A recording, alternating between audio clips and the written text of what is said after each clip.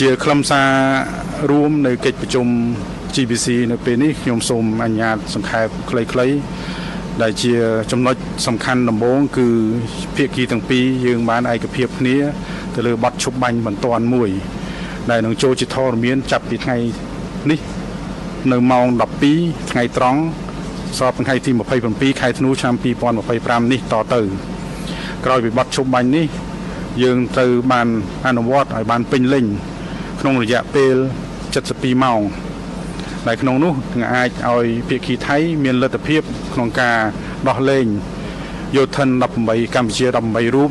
ដែលបានជាប់នៅប្រទេសថៃអស់រយៈពេល151ថ្ងៃមកហើយខ្ញុំសង្ឃឹមថាបទឈប់បាញ់នេះហើយយើងមានការអត់ធ្មត់រហូតដល់72ម៉ោងដើម្បីធានាបាននៅការធានាបាននៅបទឈប់បាញ់នេះឲ្យ18រូបនេះបានត្រឡប់មកប្រទេសកម្ពុជាវិញជួបនឹងបងប្អូនក្រុមគ្រួសាររបស់គាត់វិញនៅថ្ងៃខាងមុខនេះ